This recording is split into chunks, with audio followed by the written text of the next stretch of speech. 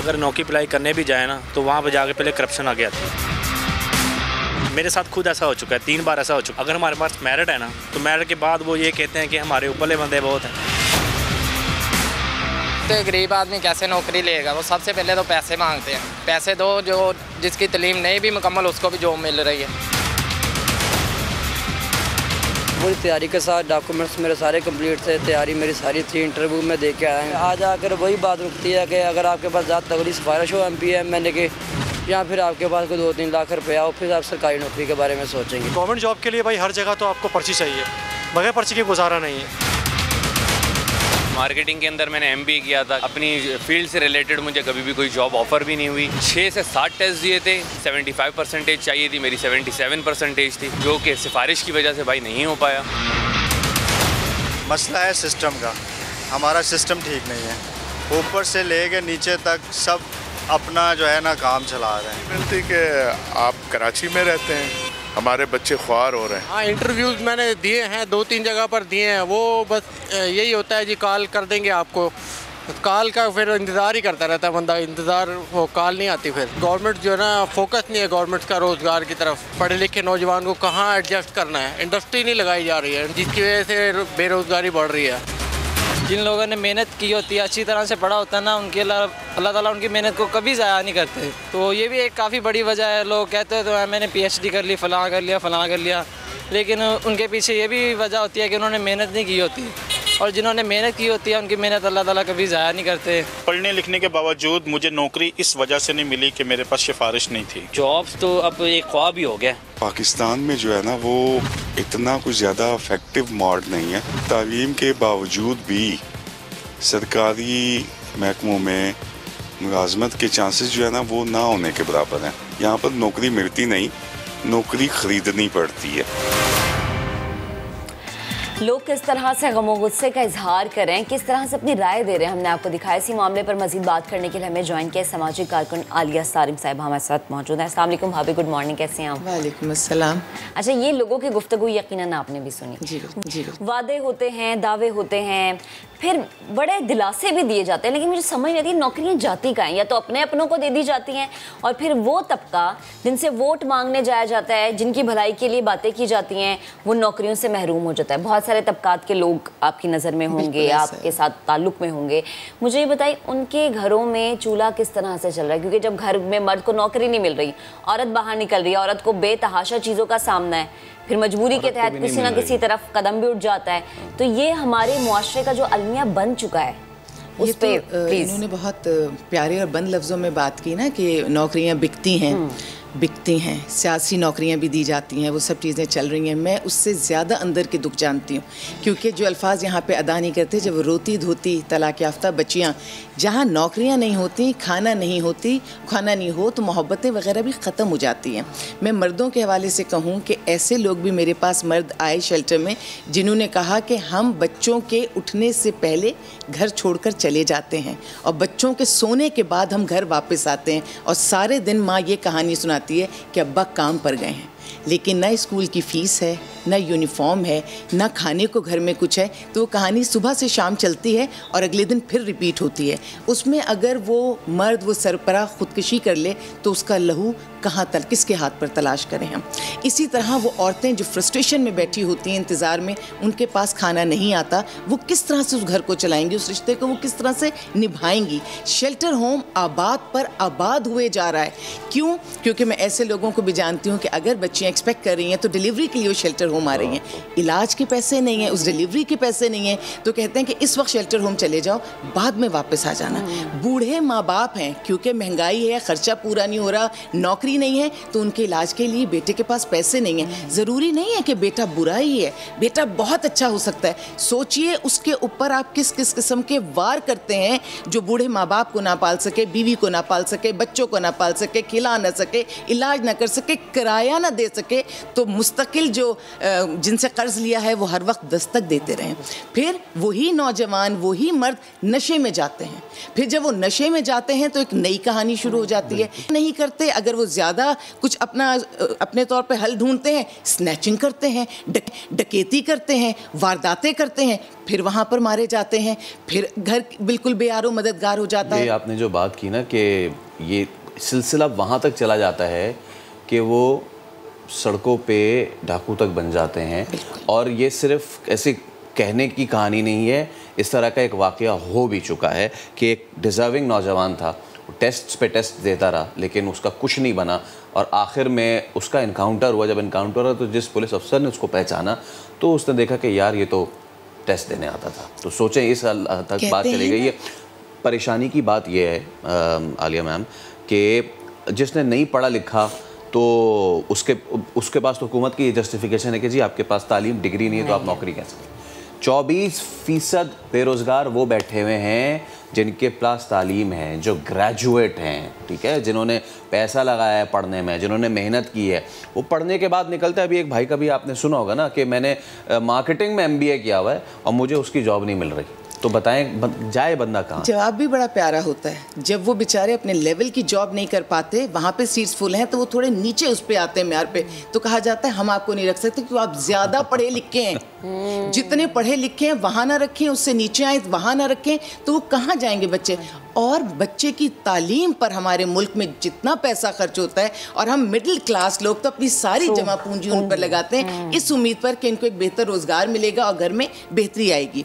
और आप ये समझिएगा कि जो बातें इस वक्त हम कर रहे हैं हमें इतनी संभल कर करनी पड़ रही हैं क्योंकि मैं अपने सारे स्टूडेंट्स को कहना चाहूँगी पढ़ो। और जो भी पैकेज में एक बच्चे ने कहा था कि जब आपकी कोई मदद नहीं करता तो अल्लाह आपकी मदद करता है। कितनी बेबसी है ना कि इस वक्त मैं उन्हें ये नहीं कह सकती कि हुकूमत की तरफ देख लो, मैं ये नहीं कह सकती सिस्टम की तरफ देख लो, मैं उन्हें ये झूठी तसल्ली नहीं दे सकती कि अनकरीब कुछ ठीक हो जाएगा। लेकिन हाँ मैं ये ज़रूर कह सकती हूँ कि जो सही रास्ता है वो तुम्हारी तालीम का। लेकिन एक मशवरा ज़रूर मैं दूंगी कि तालीम के साथ साथ हुनर भी सीख लो। अगर एक तालीम याफ्ता शख्स कोई छोटी सी छाबड़ी लगा ले या वो कोई और भी मामूली काम कर ले, वो रहता बुलंद बाला ही है। एक तो रिस्क हलाल कमाने वाला अजीम है और अगर वो रिस्क हलाल कमाने वाला तालीम याफ्ता भी है तो ये सोने पे सुहागा है। और मैं माँ बाप से भी ये कहूँगी कि आप अपनी जद्दोजहद को जारी रखिए। यहाँ पर मैं अगर किसी से बात करना चाहूँगी वो मेरी हुकूमत है। हमारी हुकूमत ने दस्तरख्वान लगा दिए। ये कौन सा तरीका है? अगर NGOs एक सपोर्ट सिस्टम चलाती हैं और दस्तरख्वान लगाती हैं और गरीब लोगों की मदद करती हैं, वहाँ तक तो बात समझ में आती है। लेकिन हुकूमत के पास तो अथॉरिटी है, वसाइल हैं, ज़राए हैं। हुकूमत क्यों इस तरफ लेकर जाए? क्या अच्छा लगेगा कि जो आज दस्तरख्वान पे बैठ के खा रहा है वो एक महीने बाद भी दस्तरख्वान पे बैठ के खा रहा है? अब तो मैंने सुना है कि दस्तरख्वान भी बढ़ते चले जा रहे हैं। और इसमें फखरिया, ये एक फखरिया बात होती है अगर हुकूमत कहती है कि हमने इतने हज़ारों को, इतने लाखों को, इतने करोड़ों को दस्तरख्वान पे बिठा दिया। आप जितने फिगर्स बढ़ाएंगे ये बहुत ज़्यादा नाकामी का सबूत है। ये एक तरह से बुराई में चीज़ चली जाएगी कि आपने दस्तरख्वान इसलिए बढ़ाया ना क्योंकि आपने रोज़गार नहीं दिया। और अगर आपने रोज़गार नहीं दिया तो आपकी हुकूमत को कैसे पसंद किया जा सकेगा? लोगों की चीखें निकल गई हैं। और अभी मैं कहीं सुन रही थी एक प्रोग्राम में कहा गया कि पहले तो लोग बद्दुआएं देते थे, अब लोग मौत की दुआएं कर रहे हैं। आप तसव्वुर कीजिए कि आपने लोगों को किस हद पे पहुंचा दिया है। कहते हैं ना कि माएँ बहनें दुआएं करती हैं तो मुल्क तरक्की करता है। जो माएँ बहनें अपने घरों की लाशों को उठाएंगी वो किसके लिए दुआ करेंगी? वो दुआ कर सकती हैं और फिर क्या तरक्की नज़र आ सकती है? अगर आप चाहते हैं कि आपकी सीटें सलामत रहें तो हमारे मुल्क से मिडिल क्लास को ख़त्म नहीं करें। अमीर तर हो रहा है और गरीब ख़त्म। इस मुल्क को अगर किसी ने सहारा दिया है, मैं एक NGO से मेरा ताल्लुक़ है, यकीन जानिए मिडिल क्लास सब कुछ चलाती है। वो अमीरों को अमीर बनाती है और गरीबों को जिंदा रहने देती है। देखें जो आपने बात की ना वो बिल्कुल ठीक है और आजकल ऐसा हो भी रहा है। जो यंग बच्चे हैं वो जब निकल रहे हैं MBA BBA करके, उनको जब कोई जॉब नहीं मिल रही तो वो अपनी एम्प्लॉयमेंट खुद क्रिएट करते हैं। इस्लामाबाद में हमने देखा कि अब बिरयानी जो है वो उसके ठेले लगा रहे हैं, गाड़ी में ला के बेच रहे हैं। सब चीज़ें ठीक है, अपनी जगह हलाल रोज़ी, वेल एंड गुड। तकलीफ़ वहाँ होती है और ख़ास तौर पर अगर इस शहर की बात की जाए, जब डोमिसाइल के बुनियाद पे, ज़ुबान की बुनियाद पे, इलाके की बुनियाद पे ये देखा जाता है कि किसी को मिल रही है किसी को नहीं मिल रही है। जिसको मिल रही है उसके पास डिग्री नहीं है, किस तरीके से वो नौकरी लेकर आ रहा है सबको पता है। और जो बेचारा यहाँ पे, अब शहर की ये हालत हो गई है कि अब वो बाइक राइडर बन रहे हैं, किसी को यहाँ से वहाँ ले जाने में 30 रुपये किराए पे, कहीं खाना ले जाने पे और खाना घर पे पहुँचाने पे जिसका कमीशन 50 रुपये गालिबन होता है। तकलीफ़ यहाँ पे होती, हलाल रोज़ी बिल्कुल अपनी जगह ठीक है, लेकिन जब तासुब, ज़बान, नस्ल और इलाके की बुनियाद पे नौकरियों का बंदर बांट होगा तो वहाँ पर आप मुझे बताएं कि माशरे में बैलेंस किस तरह से आएगा।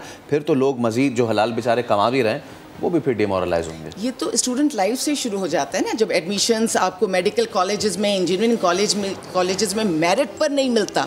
डोमिसाइल पे आप बात करेंगे, ओपन मेरिट होनी चाहिए, चाहे वो तालीम है, चाहे वो सेहत है, चाहे वो आपकी नौकरी है।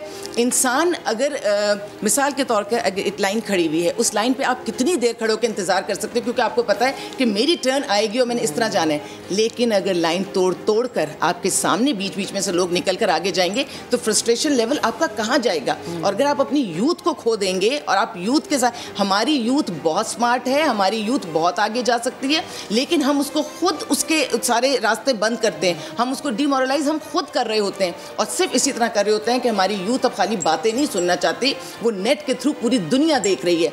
और अगर मैं ये जानूं, औरत के हवाले से आ जाऊं कि अब इस वक्त शोर मच रहा है, औरत नहीं निकलेगी तो घर नहीं चलेगा, औरत नहीं कमाएगी तो घर में राशन नहीं डलेगा।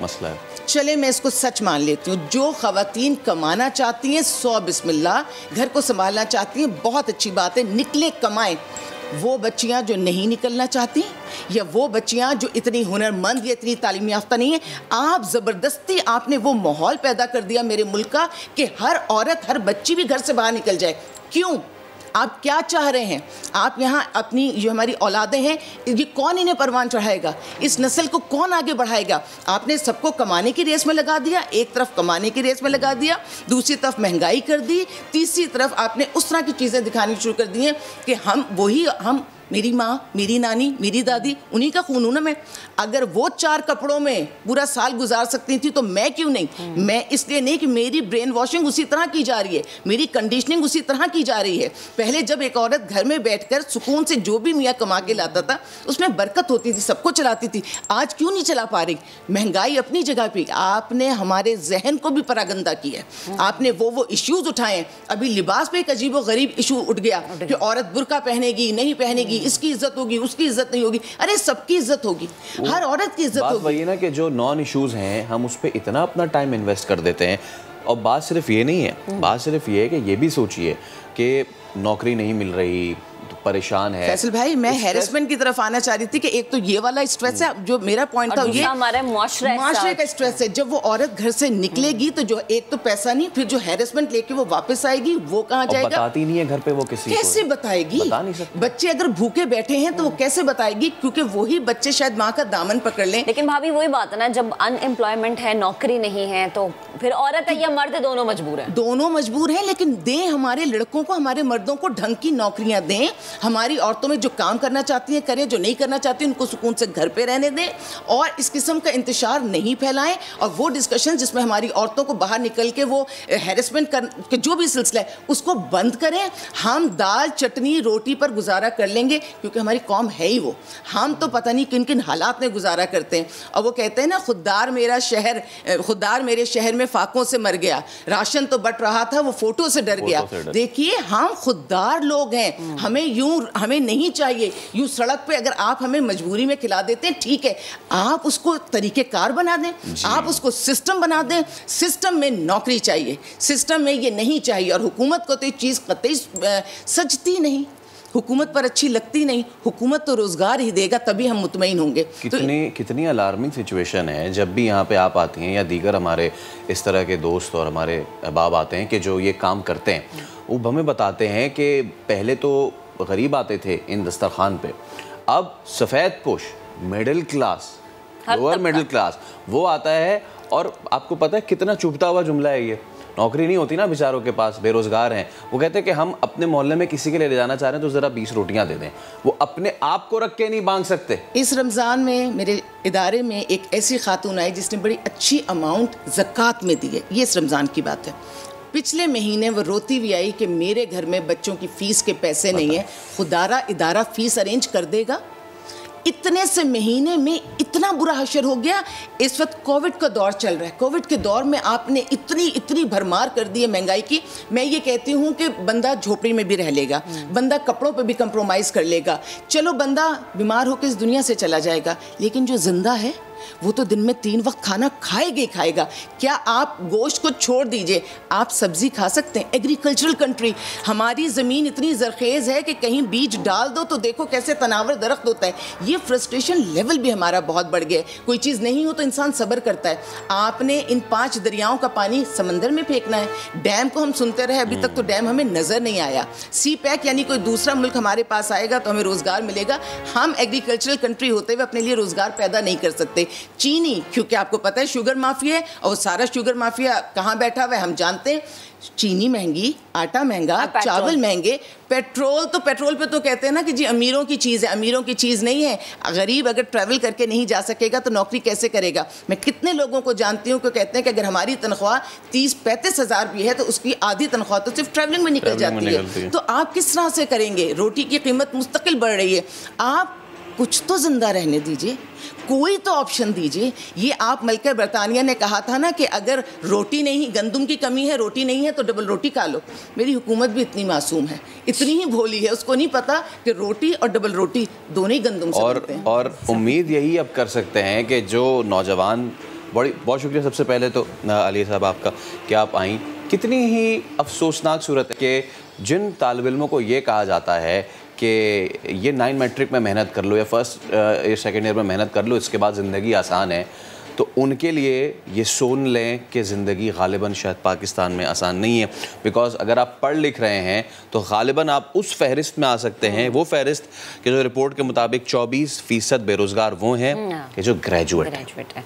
और फिर हम देख रहे हैं चपड़ासी की नौकरी के लिए एक एमफिल वाला भी अप्लाई कर रहा है, तो सोचा कि किस नहज पे हालात पहुँच के। एक ब्रेक लेते हैं, ब्रेक के बाद दोबारा हाजिर होंगे, हमारे साथ रहिएगा।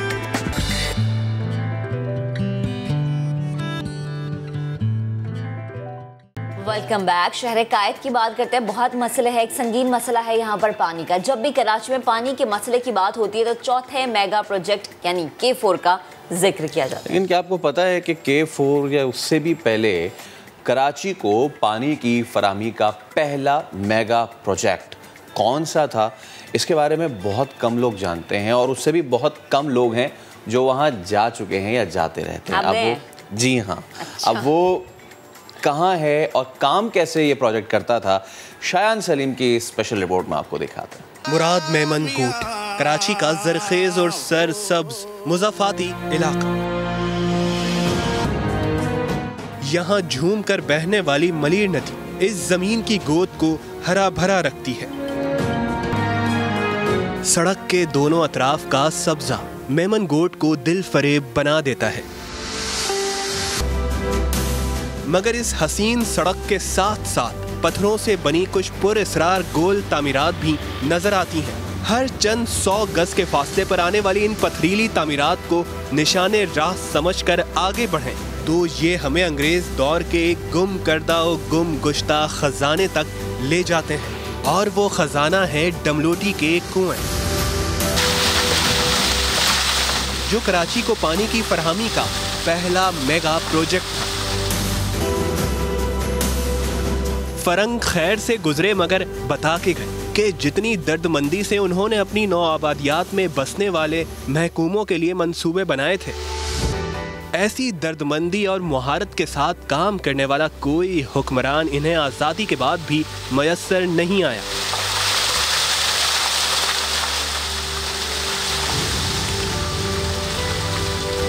कराची में किल्लत आब का मसला बहुत पुराना है। नौ आबादियाती दौर में पानी की कमी का मसला बढ़ा तो इसके हल के लिए 150 साल पहले एक स्कीम तैयार की गई, जिसके तहत मलीर नदी के करीब डमलोटी के मुकाम पर 16 देव हेकल कुएं खुदवाए गए। ये कुएं अब भी मौजूद हैं मगर बेशतर नाकाबिले इस्तेमाल। 19वीं सदी के आखिर में शुरू होने वाला ये मंसूबा इंजीनियरिंग का एक ऐसा शाहकार है जो आज भी देखने वालों को हैरान करने के लिए काफी है। बाहर से देखने में ही कुआं और इनके साथ बने कंपाउंड का सादा मगर पुरशिको गौथक आर्किटेक्चर देखने वालों को मुतवज्जा करता है। कंपाउंड्स की खपरेलों पर चमकते किरमिजी टाइल्स एक सदी बाद भी शफक को मान किए दे रहे हैं और जब इन कंपाउंड्स के अंदर दाखिल हो जाएं तो एक और हैरत कदा मुंतजिर होता है और वो है 1880 से 1933 के दरमियान बने कुओं में नस्ब की गई जहाजी साइज की मोटरें और इनसे पानी पंप करने का निजाम। एक कार के साइज की मोटरों को पानी की सतह की मुनासबत से ऊपर नीचे करने के लिए चेन पुल्ली का निजाम मौजूद था। डमलोटी में आज भी ऐसे लोग मौजूद हैं जिन्होंने यहाँ से शहर को पानी फराहम होते देखा था।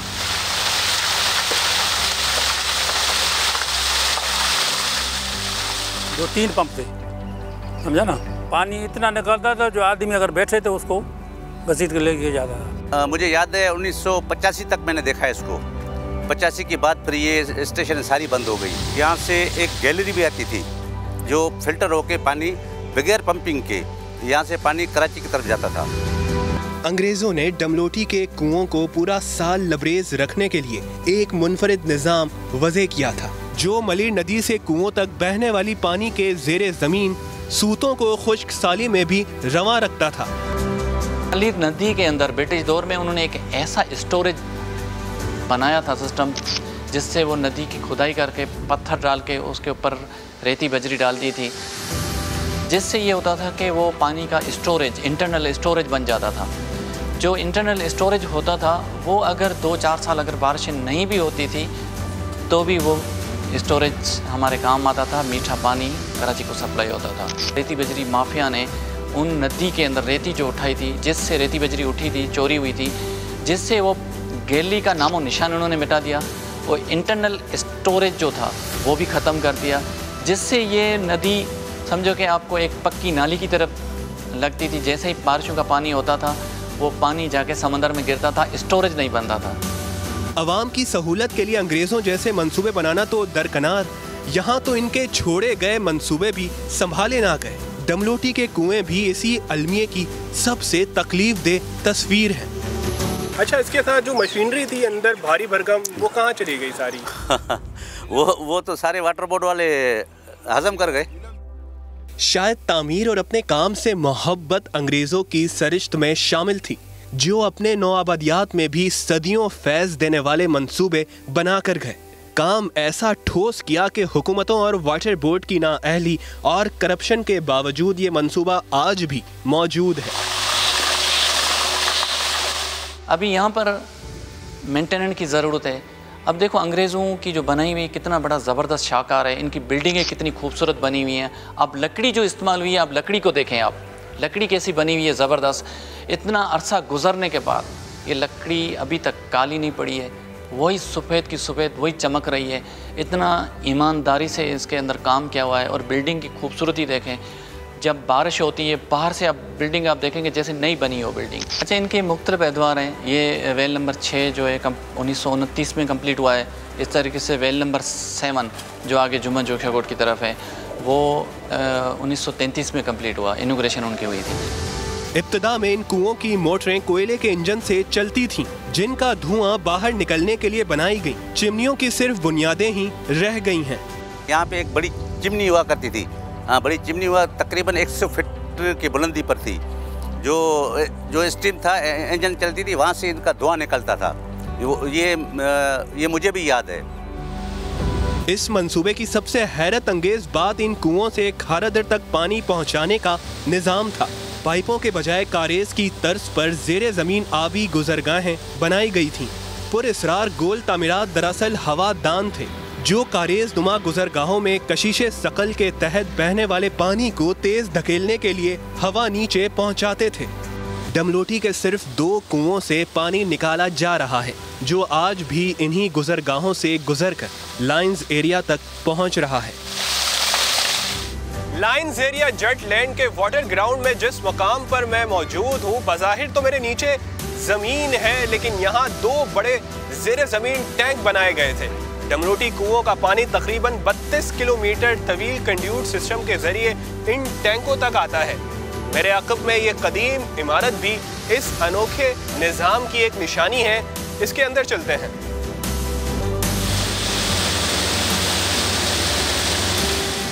इमारत के अंदर हम आ गए हैं। दिलचस्प बात यह है कि पानी की तरसील के निज़ाम के लिए जिस तरह आजकल पाइपों का इस्तेमाल किया जाता है, उस ज़माने में पाइप का इस्तेमाल नहीं किया गया, बल्कि पत्थर से तामीर करदा ये नहर बनाई गई है, जिसमें इस वक्त भी भरपूर प्रेशर के साथ पानी टैंक में गिर रहा है। भरपूर प्रेशर के साथ पानी 24 घंटे चल रहा होता है। वाटर बोर्ड के मुलाजिम है जो यहाँ के निगरान है इस इमारत के, वो बताते हैं कि 14 साल उनकी सर्विस को हो गए हैं और आज तक एक दिन भी ऐसा नहीं आया कि पानी का तातुल आया हो।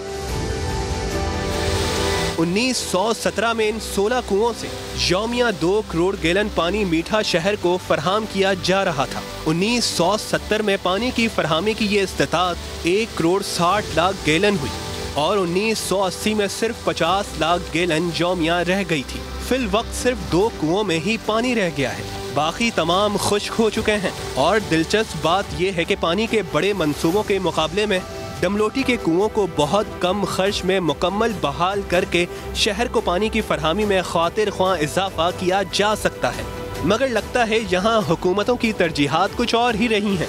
कैमरामैन फैसल आगाई के साथ शायान सलीम, समा, कराची।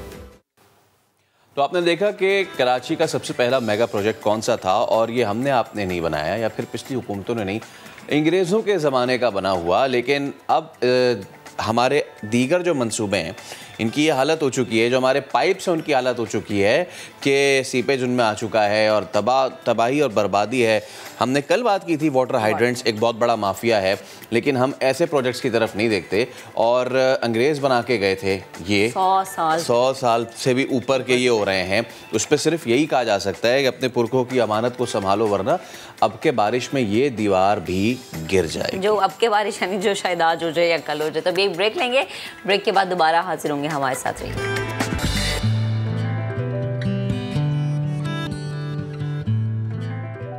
पाकिस्तान समेत दुनिया भर में आज मैरीटाइम का दिन मनाया जा रहा है, जिसका मकसद आवाम को बहरी शोबे से मुताल्लिक आगाही फराहम करना है।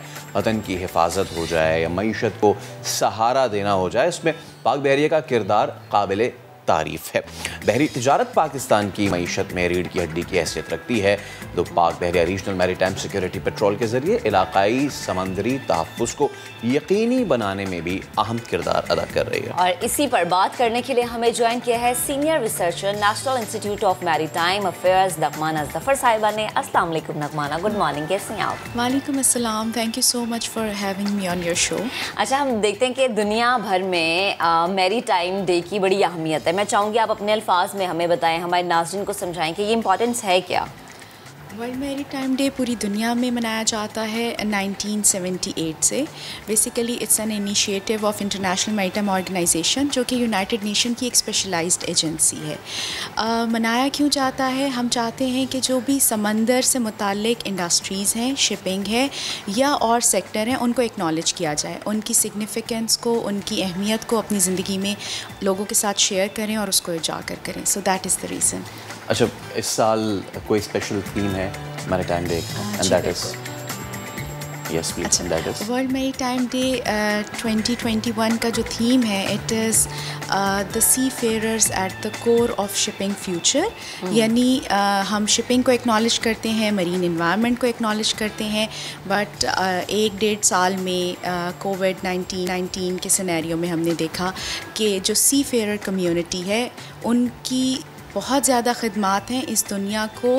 ये जो इसकी सप्लाई चेन है, जो अभी आप इकॉनमी की बात कर रही थी, इस इकोनॉमिक सप्लाई चेन को मेंटेन करने में तो आज का दिन बहुत अहम है इस हवाले से कि आज हम उनकी खिदमात को ना सिर्फ ये कि उजागर करेंगे, बल्कि उनको जो है एक्नॉलेज भी करेंगे। अच्छा नगमाना, एक बड़ी अहम बात है और ज़रूर हम उस पर तो आएंगे कि कोरोना वबा के दौरान there were a lot of people who were stranded in the ships and they are the real heroes as well, but security purpose के हिसाब से अगर देखें, कहा अब यही जाता है कि अब जो भी खुदा ना खास्ता, वैसे तो जंग टलती रहे तो बेहतर है, but still if there is a conflict in the future it would be on the water issue।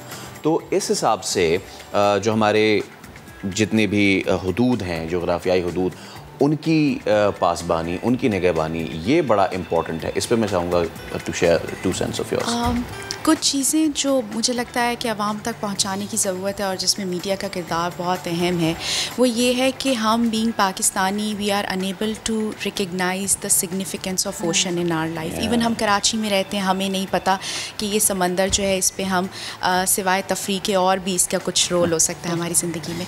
Pakistan की ऑलमोस्ट 95% ट्रेड जो है वो समंदर के ज़रिए होती है, और जो हमारी एनर्जी इंपोर्ट्स हैं, पेट्रोल वगैरह, ये सब ऑलमोस्ट 100% समंदर के ज़रिए आता है। इस सूरत हाल में समंदर की निगहबानी या उसको जो भी चैलेंजेस दरपेश हैं उसको इफ़ेक्टिवली सेफगार्ड करना बहुत ज़्यादा अहम हो गया। अगर आप चाहते हैं कि आपके मुल्क में ज़िंदगी चलती रहे, कारोबार चलता रहे, आम आदमी को मसला ना हो, तो सबसे ज़्यादा अहम है इस वक्त अपनी इस तिजारत को बरकरार रखना।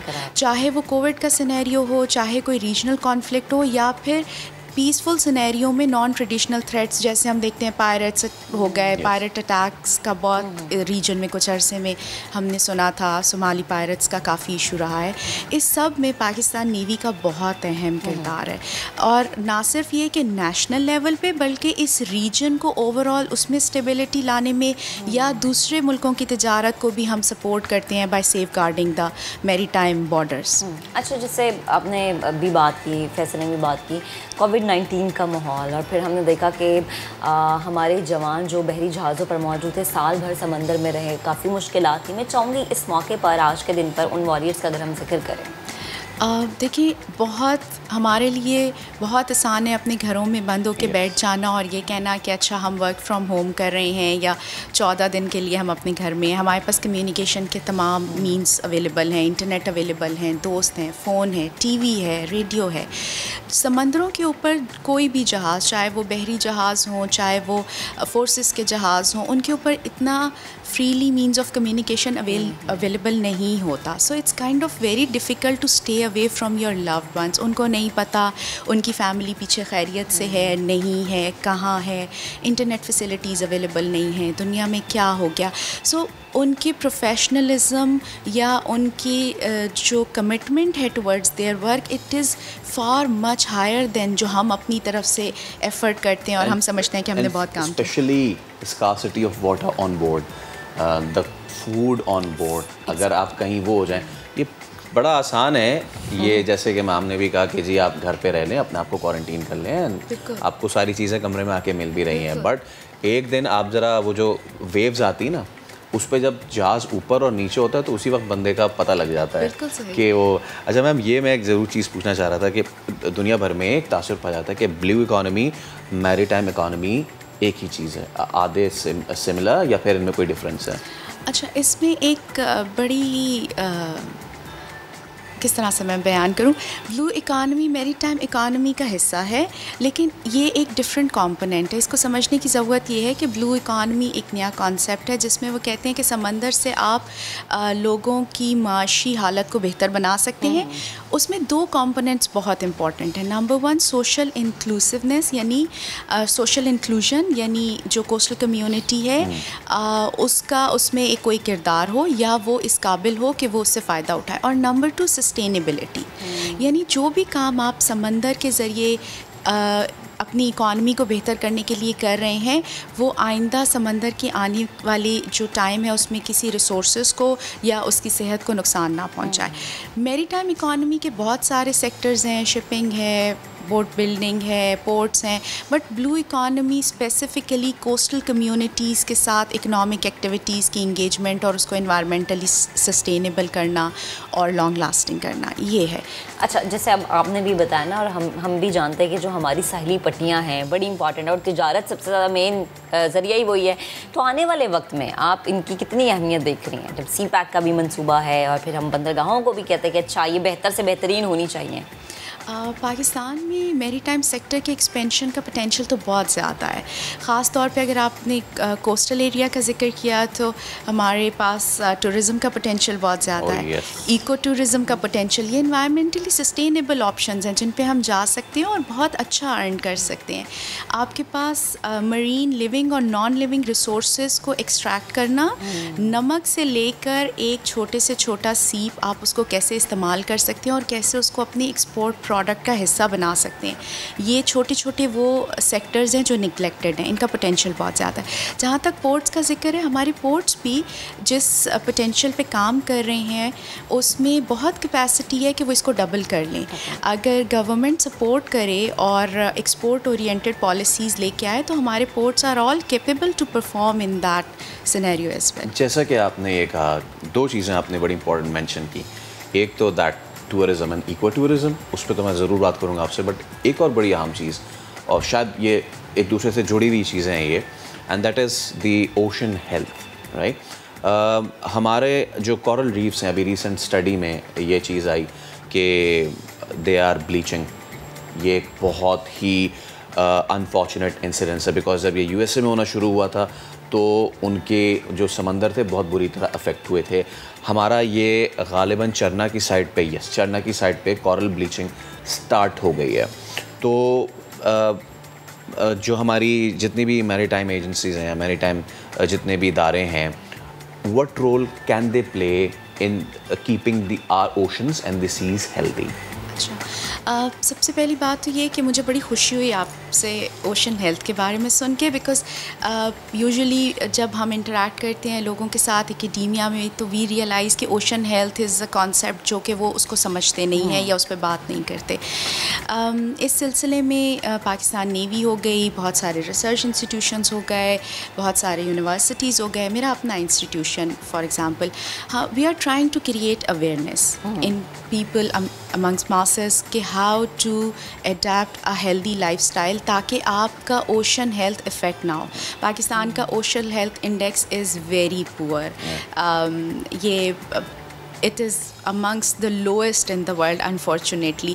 और हमें ये बात समझनी होगी कि अगर अभी हमने अपने समंदरों की जो उसकी हेल्थ है, उसका जो कंट्रीब्यूशन है, उसको रिकग्नाइज़ नहीं किया या उस पर तवज्जो नहीं दी तो आइंदा आने वाली नस्लों के पास कुछ भी नहीं रहेगा। Although our waters are the most beautiful waters, they are, no doubt about it। When you go inside, when you scuba, there is a carpet of red plankton all over, और वो मछलियाँ आती हैं। I mean, this is absolutely amazing। आप बिल्कुल scuba करें, आप diving करें, बट जब आपने करना है तो आपने इतना ख्याल रखना है कि आपने उसको ख़राब नहीं करना, वहाँ पे कचरा नहीं फेंकना और उसको इन्वायरमेंटली सेफ मोड में इंजॉय करके वापस आ जाना है। This is all what we expect from us. मुझे लगता है ये हमारे शहरियों को दिखाने की और सिखाने की बहुत ज़्यादा ज़रूरत है फैसल, कि प्लीज़ सफाई का बहुत ज़्यादा ख्याल रखें। इवन हमारे जो सीनियर सियासतदान हैं उनको भी बेहद शुक्रिया, आप हमारे साथ मौजूद थी। आगे बढ़ते हुए जैसे कि हमने कहा ना कि शहरियों को सिखाने की ज़रूरत है, इसके साथ ही साथ सीनियर सियासतदानों को भी कुछ बताने की ज़रूरत है। सवाल ये है कि क्या शहरियों के साथ ही ऐसा ही होगा, कैमरामैन और मीडिया वर्कर्स गंदे पानी में मौजूद हों और सईद गनी अपनी टीम के साथ महफूज मकाम पर? बहुत ज़्यादा ज़्यादती है ये। सिंध सरकार की ताज़ा वीडियो देखकर शहरियों को आने वाली बारिशों में अपने तहफ़्फ़ुज़ की फ़िक्र लाहक हो गई है। आपको भी ये रिपोर्ट दिखाते हैं।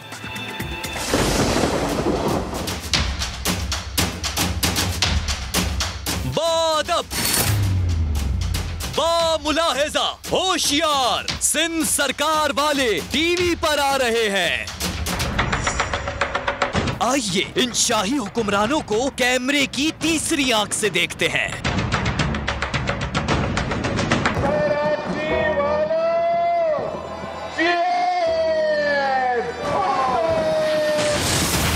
एक तस्वीर, हजार अल्फाज। ये कोई आम जगह नहीं, सिंध असेंबली है, जहां कैमरामैन और मीडिया वर्कर गंदे पानी में खड़े हैं और महफूज मकाम पर खड़े सईद गनी अपने साथियों के साथ सिंध की तरक्की का राज बता रहे हैं। जब ज्यादा बारिश में ज्यादा पानी आता है तो शहर डूब जाता है। शहरी पूछ रहे हैं, तब ये हाकिम नजर क्यों नहीं आते? क्या ऐसे ही किसी महफूज मकाम पर है रह जाते? बाकायदा एक अरेंजमेंट है असेंबली के बाद, उस अरेंजमेंट में टेबल भी नजर आ रही है और मीडिया पानी में भी, कीचड़ में भी नजर आ रहा है।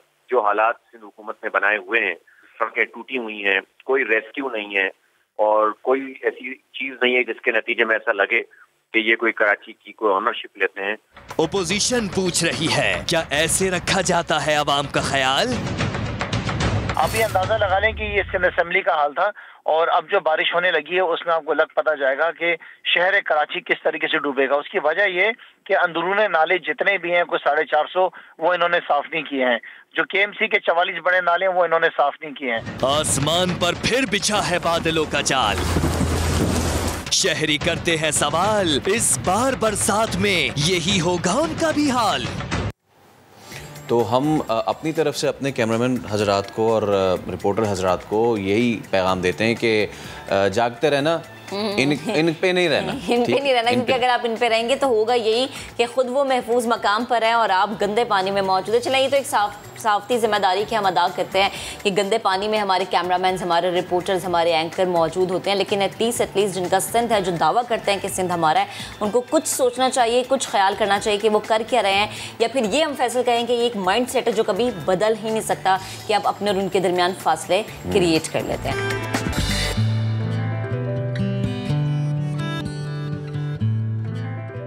शो में बात करेंगे एहसास की। ये सिर्फ लफ्ज़ नहीं, ये जज्बा है, ये नीयत है, इरादा है उस कार खैर का जो कई लोगों की ज़िंदगी बदल चुका है। अगर इस लफ्ज़ की गहराई को समझें तो अंदाज़ा होगा कि इसमें क्या कुछ पिन्हा है। हम अपने इर्द गिर्द कई मसाइल देखते हैं, कई लोग परेशान हाल देखते हैं, सवाल करते हैं कि क्या किसी को इनका एहसास नहीं, तवज्जो भी दिलाते हैं। बाज़ औक़ात उनके लिए कुछ करते हैं और बाज़ औक़ात हम भी शायद नज़रें फेर लेते हैं। लेकिन पाकिस्तान तहरीक इंसाफ की हुकूमत ने इस लफ्ज़ को इंतहाई संजीदगी से लिया। इसीलिए गरीब तबके का एहसास करते हुए कई फलाही प्रोग्राम शुरू किए जो अब बराह रास्त मुस्तहिकीन के घरों की किफ़ालत का जरिया बन रहे हैं, जिनमें सर फहरिस्त है एहसास तहफ़्फ़ुज़, एहसास आमदन, एहसास बिलासूद कर्ज, एहसास नशोनुमा, एहसास अंडर ग्रेड स्कॉलरशिप, एहसास तालीमी वज़ाइफ, एहसास कोई भूखा नहीं सोएगा फूड ट्रक्स, और सबसे बढ़कर जिस पे सबसे ज़्यादा तवज्जो है वो है एहसास पनागा, जो कई लोगों को सर छुपाने की जगह दे रहा है। सबसे अहम बात तो ये है कि नए तालीमी साल की दरख्वास्तों के लिए एहसास अंडर ग्रेजुएट स्कॉलरशिप पोर्टल खुल गया है। ये तमाम प्रोग्राम्स हैं जिन पर बात करना बेहद ज़रूरी है ताकि हमारी आवाम को पता चल सके कि खान साहब की गवर्नमेंट, पीटीआई की गवर्नमेंट इन चीज़ों को कितना सीरियस लेती है, क्योंकि आवाम का तहफ़्फ़ुज़, आवाम का एहसास अव्वलीन तरजीह। और वो जो लफ्ज़ हम इस्तेमाल करते हैं ना हमेशा से कि रियासत माँ जैसी होती है, तो ये जो पनागाहें खुली हैं, ये जो एहसास किफ़ालत प्रोग्राम्स हैं जिसमें बच्चों को, बड़ों को, जवानों को उनके आने वाले मुस्तकबिल के हवाले से तहफ़्फ़ुज़ फराहम किया जाता है, इस चीज़ पे बिल्कुल मुकम्मल उतरते हैं कि वाकई रियासत ने कहीं ना कहीं माँ जैसा हक अदा किया है। इसी पर बात करने के लिए हमें ज्वाइन किया है सेनेटर डॉक्टर सानिया निश्तर साहिबा ने। डॉक्टर साहिबा, बेहद शुक्रिया वक्त देने के लिए। जब भी हम बात करते हैं एहसास प्रोग्राम के, एहसास तहफ़्फ़ुज़ की, तब हम ये बात करते हैं कि खान साहब की हर गुफ्तगू में हमें ये सुनने को मिलता है कि ये वो पनागाहें हैं जहाँ पर तमाम इंतज़ाम 5 स्टार होटल से भी ज़्यादा अच्छा है, कोई यहाँ पर अपने आप को गैर महफूज नहीं समझता। हुकूमत के ये प्रोग्राम्स बहुत ज़्यादा काबिल सताइश हैं, बहुत ज़्यादा काबिल तारीफ़ हैं। हम ये जानना चाहेंगे कि इन पनागाहों में आवाम के लिए जो सर छुपाने के लिए यहाँ पर मौजूद होते हैं उनके लिए कौन कौन सी सहूलियात है? बहुत शुक्रिया अपने प्रोग्राम में बुलाने का। ये पनागाहों का सिलसिला जो है ये वज़ीर आज़म साहब ने शुरू किया था।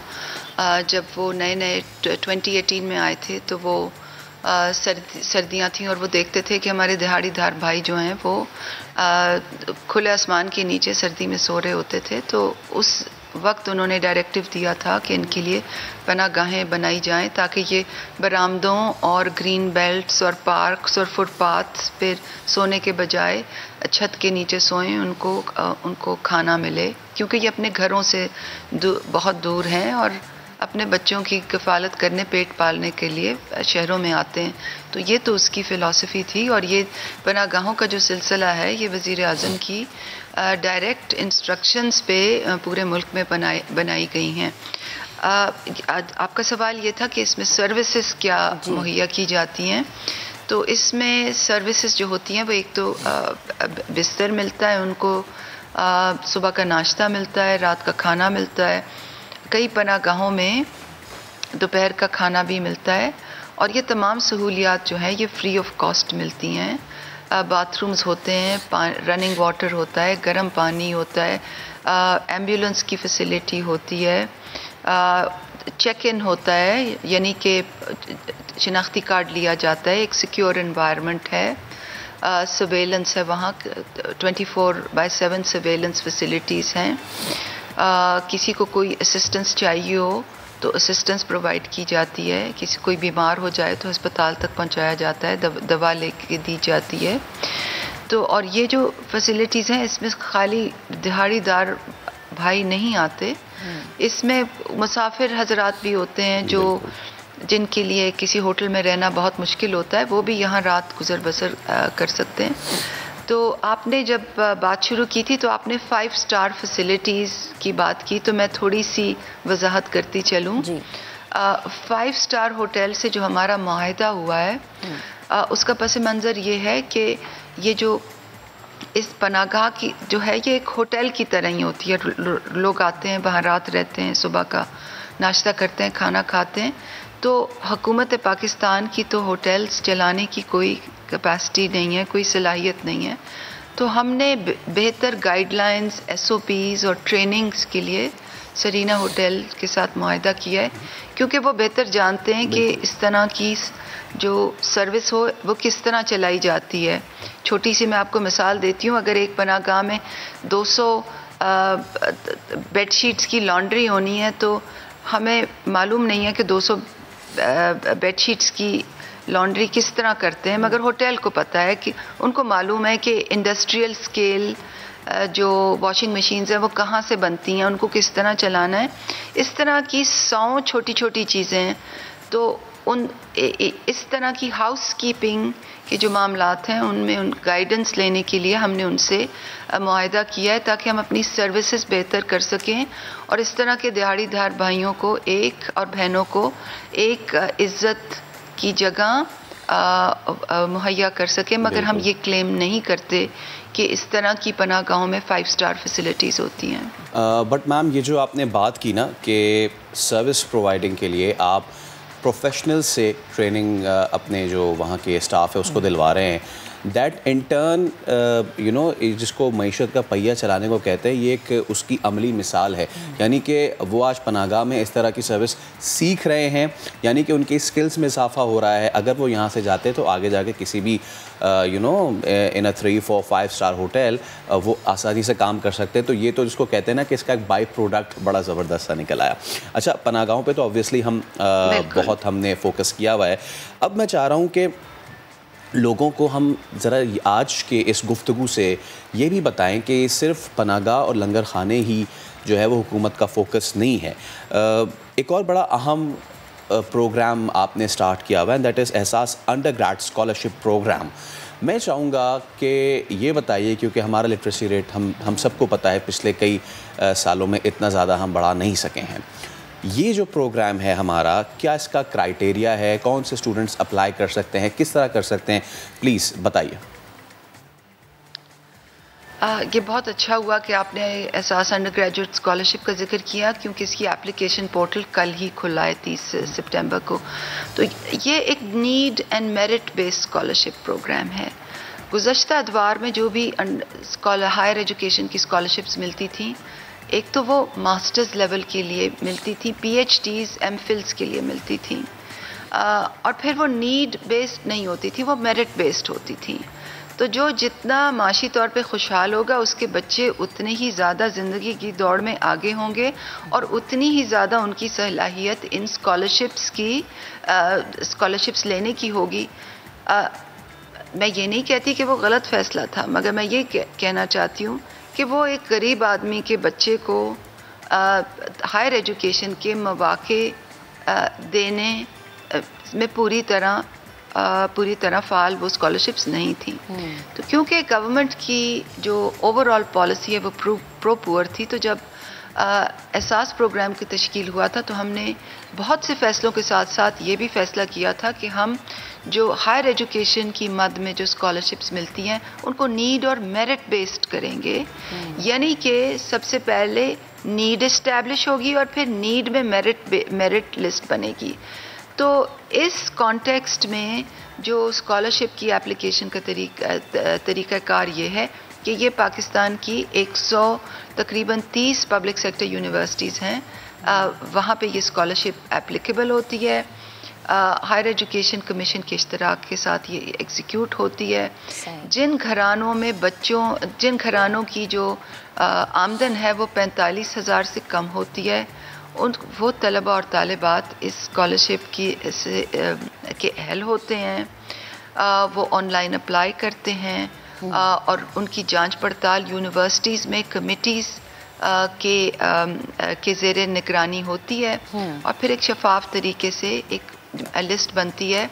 जो एंटाइटलमेंट्स होती हैं वो फुल ट्यूशन फ़ी जो है वो हम डायरेक्टली यूनिवर्सिटी को ट्रांसफ़र कर देते हैं और जो लिविंग एक्सपेंस होती है 4,000 रुपये माहाना वो स्टूडेंट की जो है बैंक अकाउंट में डायरेक्टली मुंतकिल हो जाती है। 4 साल का ये स्कॉलरशिप प्रोग्राम है, undergraduate need and merit based scholarship program है। 2 साल से हम इसको चला रहे हैं और 2 साल में हमारा तखमीना ये था कि हर साल हम 50,000 स्कॉलरशिप देंगे। पहले साल हमने 50,752 स्कॉलरशिप्स दी और दूसरे साल हमें 90,000 से ज़्यादा स्कॉलरशिप देनी पड़ी क्योंकि इसमें इंटरेस्ट इतना ज़्यादा था और एलिजिबल लोग इतने ज़्यादा थे। तो मजमूई तौर पर अभी तक हम 1,42,000 से स्कॉलरशिप्स ज़्यादा दे चुके हैं। ये प्रोग्राम ओवर सब्सक्राइब्ड है, इसके टारगेट्स टाइम से पहले मुकम्मल होंगे और इसके बजट में इजाफा भी बहुत खातिर ख्वाह कर दिया गया है और आगे भी करेंगे।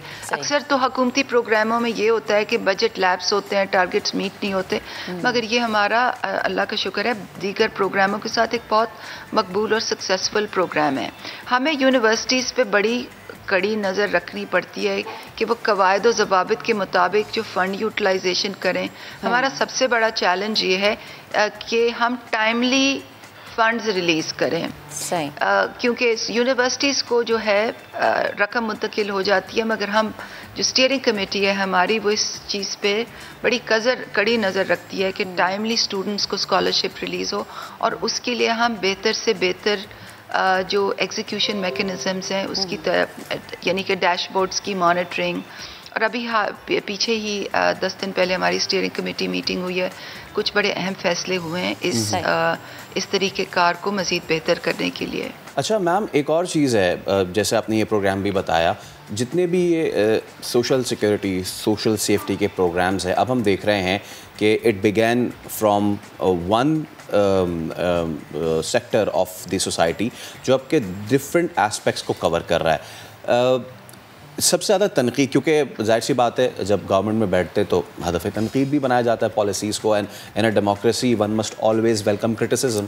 तो जो एहसास कैश प्रोग्राम है और इससे पहले जो मुख्तलिफ अदवार में बेनज़ीर इनकम सपोर्ट प्रोग्राम भी आया था, तो उस पर सबसे ज़्यादा क्रिटिसिज्म ये आई थी कि आप बजाय लोगों को स्किल एनेबल्ड करने के you are giving them the cash, जिससे वो लोगों में, हमारे लोगों में शायद काम करने की वो जुस्तजू ना रहे आगे जाके, या फिर वो स्किल अपनी एनेबल या डेवलप ना कर सकें। आप इस क्रिटिसिज्म को कैसे देखते हैं और इसका आपके जहन में क्या रिप्लाई होगा? एहसास कैश प्रोग्राम के हवाले से हमें ज़रूर बताइए। आपका बहुत अच्छा सवाल है, क्योंकि ये मैं इसके 2 तरह से जवाब दूंगी। पहले तो ये कि एहसास के दायरा कार में बहुत से प्रोग्राम्स हैं तो जो बिल्कुल ही ख़ानदान बिल्कुल ही अपने पाँव पे खड़े नहीं हो सकते, उनके लिए एहसास किफ़ालत है। जो डिफरेंटली एबल्ड लोग हैं उनके लिए एहसास किफ़ालत बराए ख़ुसूसी अफराद है, उनके बच्चों के लिए एहसास स्कूल स्टाइपेंड्स प्रोग्राम है, उनके घरों में हामला ख़वातीन और 2 साल से कम बच्चों के लिए एहसास नशोनुमा है। ऐसे लोग जो अपने कारोबार करना चाहते हैं, एहसास बिलासूद कर्जा है, एहसास आमदन है, फिर केयर सर्विसेज हैं, जिसमें यतीम खाने हैं, पनाहगाहें हैं, लंगर हैं। तो एक तो ये कि सोसाइटी के डिफरेंट जो ज़रूरतमंद कैटेगरीज़ हैं, हर किसी के लिए एक इंस्ट्रूमेंट है। अब जो आपका सवाल, मगर ये सवाल आपने नहीं पूछा था, सवाल आपने ये पूछा था कि ये जो हम कैश देते हैं, और क्योंकि ये बहुत बड़ा प्रोग्राम है, तो क्या ये लोगों को काम से दूर तो नहीं कर देता?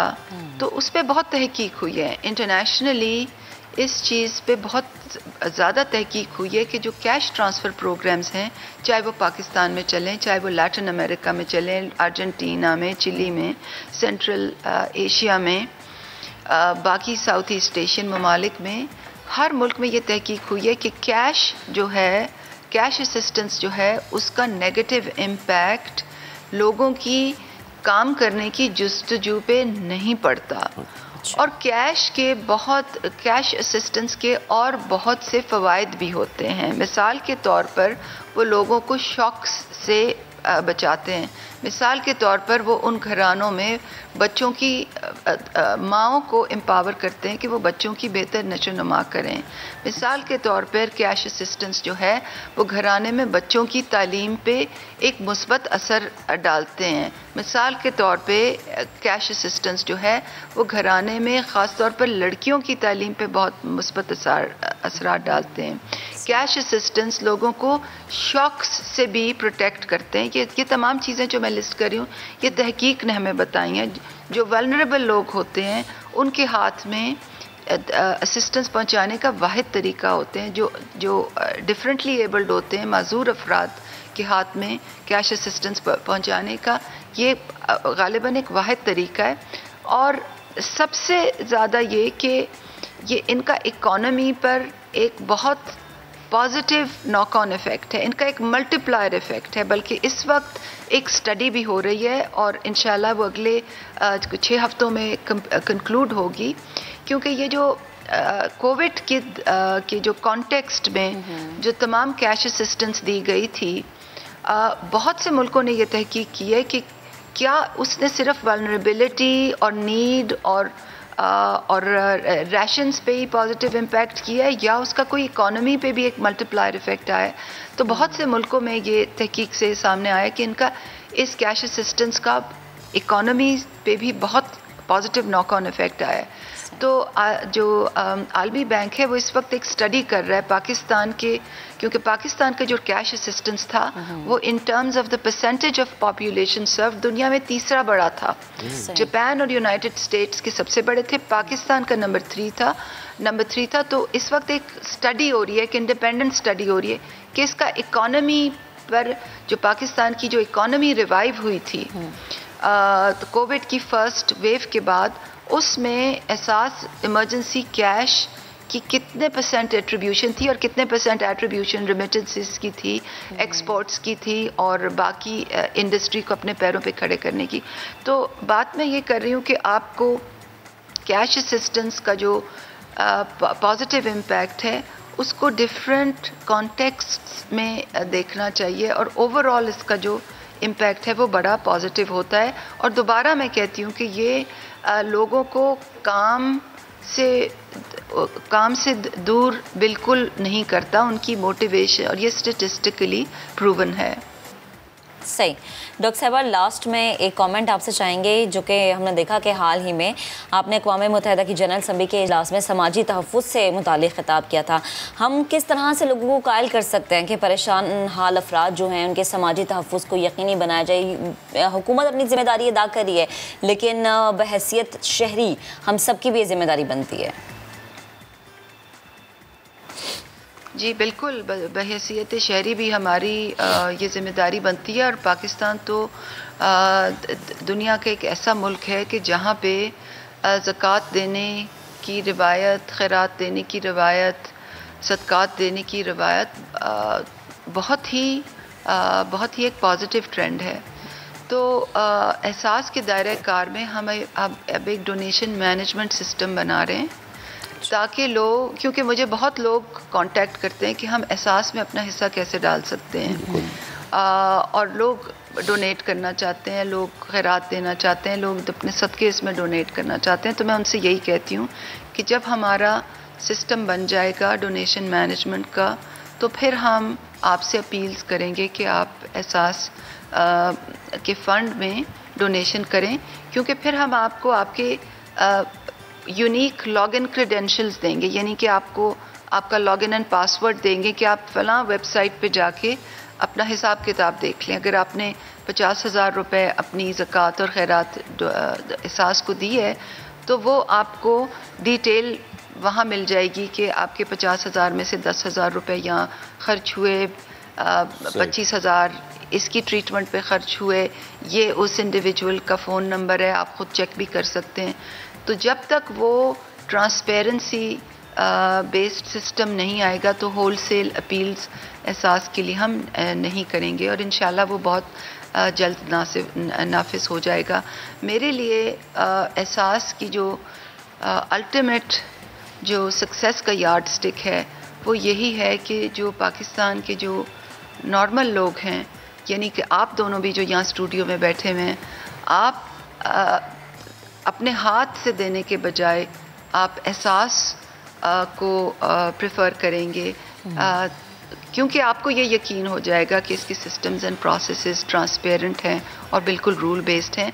और अगले कुछ दिनों में हमारी एक रिपोर्ट भी आने वाली है, जो भी हमने ट्रांसपेरेंसी, इंटेग्रिटी, गवर्नेंस की मद में जो भी अभी तक 3 साल में रिफॉर्म किया है, उसकी तमाम एक रिपोर्ट भी आने वाली है। तो उससे लोगों को एक कॉन्फिडेंस मिलेगा कि वाकई हुकूमत के इदारे भी जो हैं वो भी बेस्ट प्रैक्टिसेस अडॉप्ट कर सकते हैं और वो भी दयानतदारी के असूलों पे चल सकते हैं। एब्सोल्युटली, और यही मोटिव होना चाहिए कि लोगों को हुकूमत पे यकीन होना चाहिए कि उनका पैसा वो ठीक तरीके से इस्तेमाल करेंगे। मामले ख़ुसूसी बराए समाजी तहफ़्फ़ुज़ डॉक्टर सानिया निश्तर साहिबा, बहुत शुक्रिया इनको वक्त देने के लिए। तो ये वो तमाम तर काविशें जो हुकूमत कर रही है, यकीनन हदफ़ तनक़ीद बनाया जाता है, लेकिन आज हमने कोशिश की कि ना सिर्फ एहसास किफ़ालत प्रोग्राम या एहसास जो लंगर खाने या फिर दीगर प्रोग्राम्स भी आप तक पहुँचाया जाए। अभी ब्रेक लेते हैं, ब्रेक के बाद हाजिर होंगे हमारे साथ।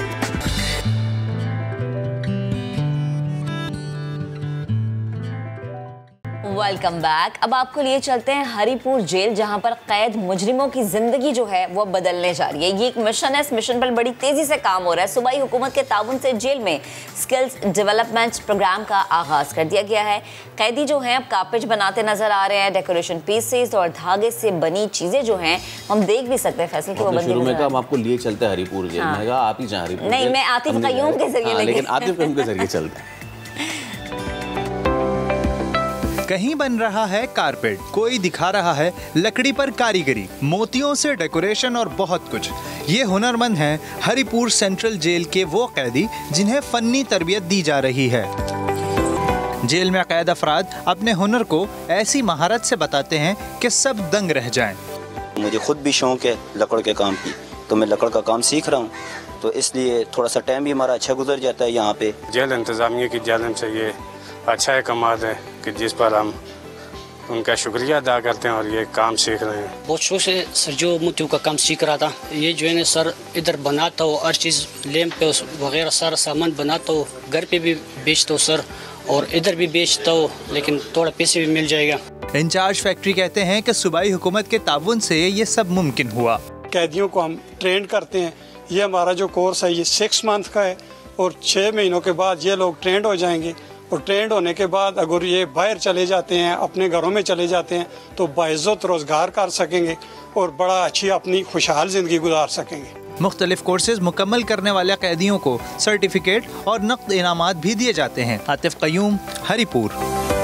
ओके, अब आगे बढ़ते हैं। और अगर आपका कोई भाई नहीं है या आपका भाई आपसे दूर है या परेशान है, किसी मसले में फंसे हुए, ऐसा होता है ना कि दोस्तों को बोलते हैं यार भाई यार कुछ तो बताएं। जैसे हम जैसे होता है ना जो बाहर से आता है वो इतने भाई बना लेते हैं। कितने भाई होते हैं, भाई कुछ तो मेरी हेल्प है। तो अब इस तरह की मदद, इस तरह की हेल्प और इस तरह का भाई आप हासिल कर सकते हैं किराए पे। सुनने में अगर आपको अजीब लग रहा है तो फिर थोड़ी देर में आपकी मुलाकात भी कराएंगे उस शख्स से कि जिन्होंने आइडिया सोचा। हकीकत है ये, कराची से ताल्लुक़ रखने वाले किश्वर वाकर ने एक मुनफरिद सर्विस का आगाज़ किया है और इसका नाम भी है बड़ा ज़बरदस्त, rent a bro. Rent a bro यानी भाई किराए पर हासिल करें। किश्वर एक बिजनेसमैन है और हिस्ट्री में मास्टर्स कर रहे हैं, इंजीनियरिंग कर चुके हैं बेसिकली, और उनकी टीम में कौन कौन मौजूद है और क्या ये जो रेंट अ ब्रो है क्या सिर्फ ये ब्रो की हद तक महदूद है, क्या सिर्फ लड़के ही इससे इस्तेफादा कर सकते हैं या फिर हमारी ख़ातीन भी जो है वो इससे इस्तेफादा कर सकती हैं। इस सब पे बात करने के लिए हमने मदऊ किया है the bro himself Kishwar Waqar. Kishwar अस्सलाम वालेकुम, कैसे हैं आप? अस्सलाम, बहुत शुक्रिया आपने मुझे मौका दिया मेरी बात कहने का। क्या है इस आइडिया के पीछे? जैसे मैं तो अभी बैठा हूँ तो मुझे तो ये लग रहा है कि it's basically counselling, right? But am I thinking the right way? Is it counselling? और अगर ये है तो उसको आपने बड़े ज़बरदस्त तरीके से मार्केटिंग पर्सपेक्टिव से सेल किया है। Please tell me about this.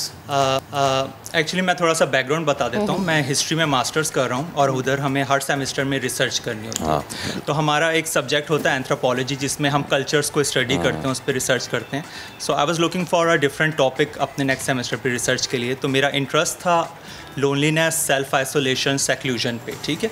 तो इस पे मैं स्टडी कर रहा था, रिसर्च कर रहा था। तो जापान में हिकिकोमोरीज नाम का एक टर्म है, वहाँ लोग अपने आप को 5-8 साल के लिए कमरों में बंद कर देते हैं, क्योंकि वहाँ आपको शायद पता होगा वहाँ सोशल रिस्पॉन्सिबिलिटीज़ बहुत ज़्यादा होती हैं और सुसाइड रेट भी पूरे दुनिया में जापान में सबसे ज़्यादा because of the same reason.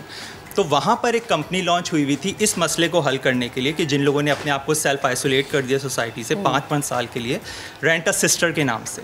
So she was a lady जो जाती थी, ऐसे लोगों से मिलती थी और वो ट्राई करती थी उनको परसुएट करने की कि दोबारा नॉर्मल ज़िंदगी में वापस आएँ, काम करें, एजुकेशन हासिल करें वगैरह वगैरह। फिर मैं जब पाकिस्तान पर स्टडी करने लगा तो यहाँ ऐसा तो नहीं है कि लोग अपने आप को 5-5 साल के लिए कमरों में बंद कर दें, लेकिन यहाँ पर फ्रीडम ऑफ चॉइस की रिस्पेक्ट नहीं की जाती, यानी शख्सी आज़ादी का एहतराम करना जिसको हम कहते हैं। और इस पर हमने सर्वे भी किया था, तो 50% of Pakistanis do not respect freedom of choice of another individual, ठीक है।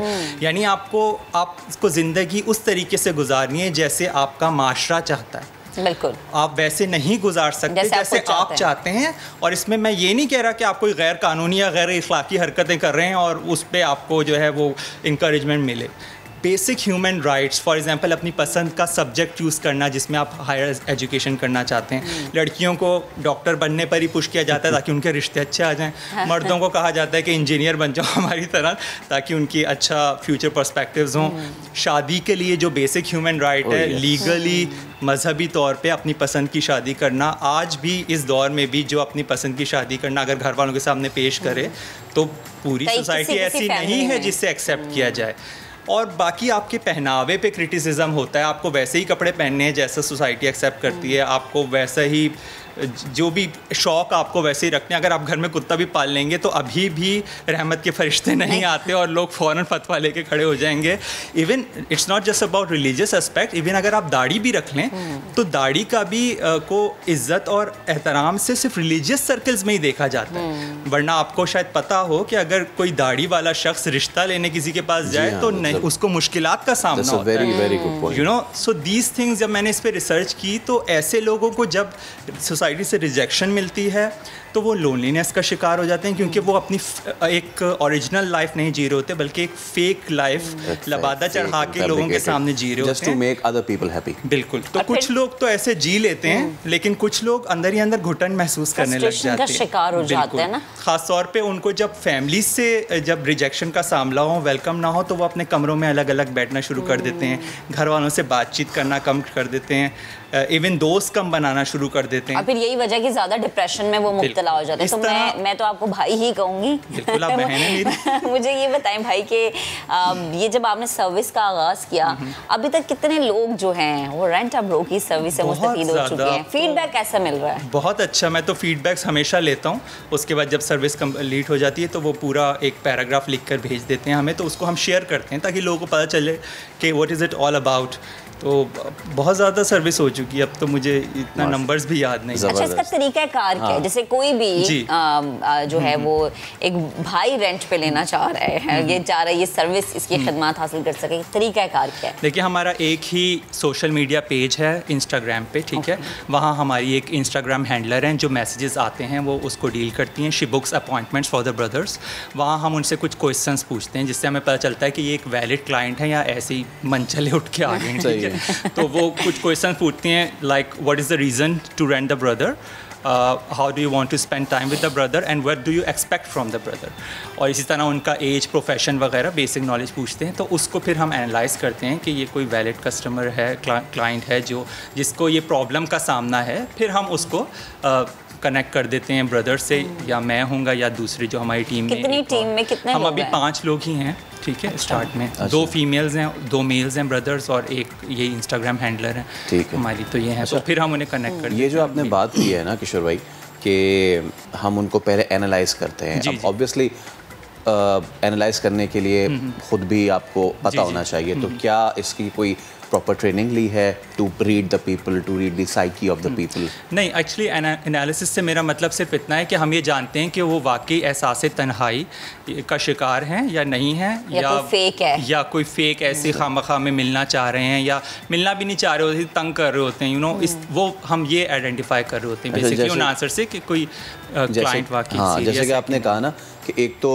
नज़र आ जाता है हमारे यहाँ कि जी बहुत ज़्यादा डिप्रेस्ड है और बहुत ज़्यादा, उसको फैमिली नेगलेक्ट भी करती है कि नहीं यार तू बाहर दौड़ लगा के आजा, ठीक हो जाएगा। तो हमारे यहाँ बहुत सारे ऐसे लोग हैं जो चेहरे पे जिनकी हंसी होती है ना, लेकिन वो फेसबुक पे कहा जाता है कि हंसदे चेहरे का मतलब ये नहीं होता कि ना तकलीफ नहीं होती, इसका मतलब होता है तकलीफां नू डील करना अच्छे तरीके से, ठीक है। तो ये बड़ा इंपॉर्टेंट एस्पेक्ट है। बिल्कुल, असल में है ही ऐसा कि वही आपने जैसे फरमाया कि वो चेहरे पर कुछ और सजा के बैठे होते हैं और अंदर उनके जहर पल रहा होता है।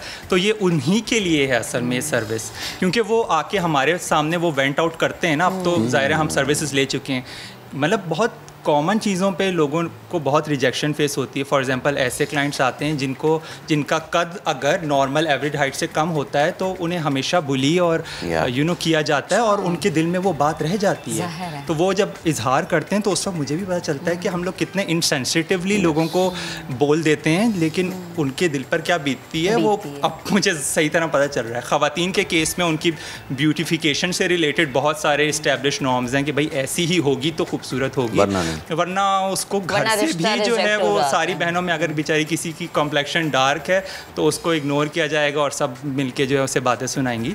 तो वो किससे बात करेगी ये? मेल्स तो खास तौर पे किसी से अपने इमोशनल बातें नहीं कर सकते क्योंकि फ़ौरन दोस्त मजाक उड़ाने लग जाते हैं, लेकिन वो हमसे बात कर सकते हैं और कर रहे हैं। और अच्छा, ये बड़ी अच्छी बात है ये जो आप कह रहे हैं ना कि हमसे बात करते कर रहे हैं, क्योंकि बहुत सारे लोग हैं जो कहीं समझते हैं कि शायद साथ वाला अगर मैं कोई बात करूंगा या करूंगी तो ना जाने कितने लोगों तक पहुंच जाएगी। तो एक प्राइवेसी का बड़ा जो है एलिमेंट इसमें भी शामिल होता है। तो मुझे ये बताएं कि ख़वातीन और मर्दों के लिए अलग अलग सेशंस होते हैं, प्राइवेसी को किस तरह से आप लोग मेंटेन रखते हैं? प्राइवेसी का एक्चुअली हमारा एक कॉन्फिडेंशियलिटी एग्रीमेंट होता है जो हम लोगों ने बाहर से जिस बंदे को अपने साथ टीम में शामिल किया है वो एक लीगल एग्रीमेंट होता है। और इसी लिए हमारे पास बहुत सारे मैसेज आते हैं कि हम फ्री में ब्रदर बनना चाहते हैं, तो हम किसी को वेलकम नहीं करते because of the same reason, क्योंकि वो फ्री में आ जाएंगे उसके बाद वो हमारी पॉलिसीज़ गाइडलाइंस पे अमल थोड़ी करेंगे, वो कहेंगे हमें कौन से पैसे मिल रहे हैं जो हम आपके प्रोसीजर्स को फॉलो करें। तो इसलिए हम किसी भी ऐसे बंदे को वेलकम नहीं करते और बहुत छान पटक के और तरीके से ही फिर अपनी टीम में शामिल। ये कैसे टीम में कुछ शामिल होना, जैसे फैसल शामिल होना चाह रहे हैं आपकी? हाँ, उसका एक फॉर्म है। आजकल तो हम हायरिंग नहीं कर रहे, लेकिन शुरू में जब स्टार्ट किया था तो उस वक्त हमने एक फॉर्म बना दिया था गूगल फॉर्म में, उसमें बहुत से क्वेश्चंस थे, उसको वो फिल करते हैं, फिर हम देखते हैं, फिर उनसे इंटरव्यू करते हैं। फिर जब वो इंटरव्यू वगैरह क्लियर हो जाता है तो फिर हमारा एक छोटा सा ट्रेनिंग प्रोग्राम होती है जिसमें हम बताते हैं कि कस्टमर से कैसे डील करना है, क्लाइंट से क्या बातें करनी है, कितना कहना है, कितना नहीं कहना। बेसिकली आपको ज़्यादा कहना नहीं है, सुनना ही है, ठीक है। तो इस तरह की चीज़ें हम बेसिक उनको गाइड करते हैं और फिर ये चीज़ चलती है। अच्छा, मैं जो एनालाइज कर पाया वो ये कि देखें, एक तो हमारे यहाँ वैसे ही हेल्थ को लेके जो लोग हैं वो इतने ज़्यादा इसको इम्पोर्टेंस भी नहीं देते, साफ सी बात है, ठीक है। अभी कोरोना में भी हमने देख लिया कि इसको साजिश और ये सब करार दे दिया। सही। When it comes to mental health, you know, when it comes to saying it out तो हम तो उसमें बिल्कुल ही समझ लें जीरो नहीं है तो नेगेटिव में जा रहे हैं। बिल्कुल ऐसा ही है। और उस पे सोने पे सुहागा ये होता है कि लोग किसी डॉक्टर को प्रेफर भी नहीं करते, शायद इसी वजह से कि वो एक बीच में प्रेशर आ जाता है, हर्डल आ जाता है कि अच्छा मैं क्या पागल हूँ, मैं क्या बीमार हूँ, मैं क्यों डॉक्टर के पास जाऊँ।